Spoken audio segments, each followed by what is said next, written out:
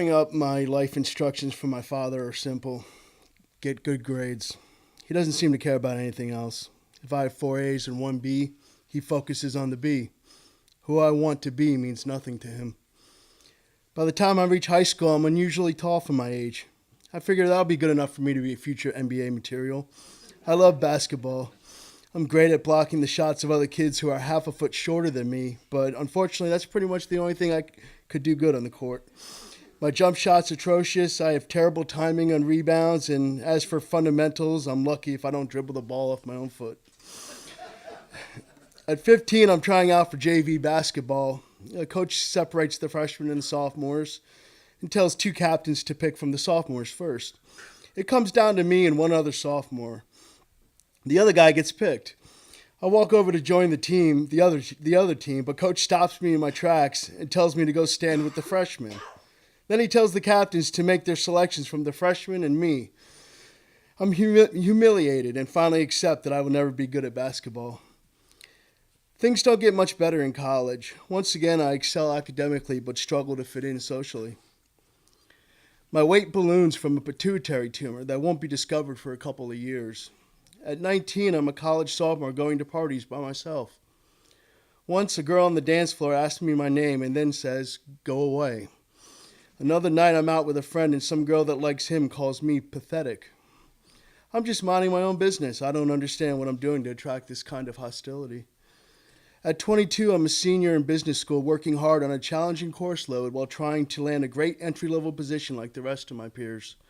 The day after graduation, I drive away from campus for the last time, no job offer in hand, and I enter a 10-year period of underemployment.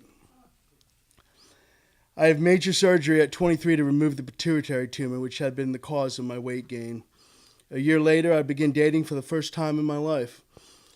Though I'm finally feeling accepted by the opposite sex, this is the start of a 20-year period of chaotic dating relationships. At 32, despite a diagnosis of diabetes, I've got a new master's degree and a new job. I'm finally making over $40,000 a year. I have an amazing girlfriend, my own apartment, and plenty of friends.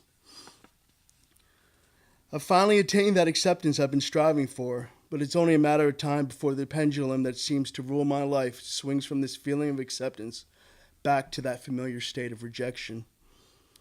At 34, I'm living in Dallas, Texas. I've made a group of friends, guys I have a lot in common with. We meet for a regular game of cards, Texas Hold'em.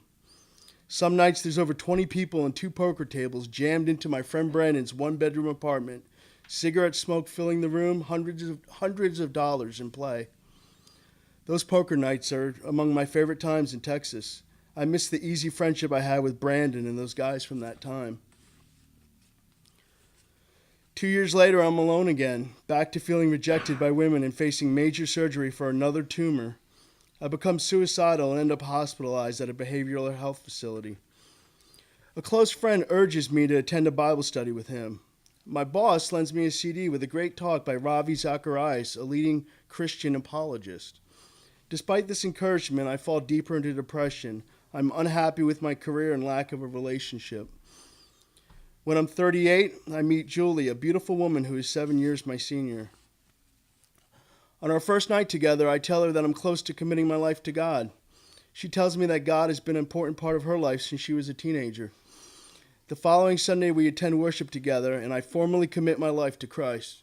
The Friday after that, Good Friday, I am baptized. Despite our commitments to God, Julie and I live a chaotic life together for the next year.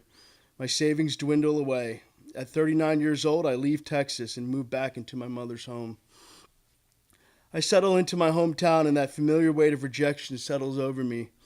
I fail to secure full-time employment, fail at dating. I even fail to connect with a church family. Failing. At 42, I start to have severe mood changes. I become increasingly irritable, lashing out at others in bouts of rage that feel beyond my control. I quit a part-time job over a minor incident. In July of 2018, I landed in a mental health facility, adding paranoia to my list of challenges.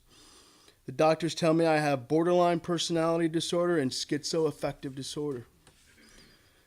At nearly 43 years old, I've got 2 major mental health diagnoses and a chronic health condition I can't seem to manage. But good things are happening too. This year on my birthday, I participate in a church workday and meet Frank, the man who becomes both my pastor and friend. Frank has a good tone. He knows how to offer counsel without being judgmental. He's helping me have more structure in my life through Bible study and other activities. These days, my life feels short on independence, romance, and satisfying work. But I've already conquered a lot in my life, so I know I can overcome these challenges too. Growing up, I learned from my family that my interests were less important than my academic achievement. Now I believe that my interests are tremendously valuable because they allow me to express my unique sense of who I am. Over the years, I've been fortunate to find good friends like Brandon and Julie, people who see me and care about me for who I truly am. And now I've found a friend and mentor in Pastor Frank. When I think about it, these important friendships have been showing me a truth that's finally starting to sink in from my Bible studies, that God, my Creator, fully accepts me just as I am. Now, if only I can see it that way as well.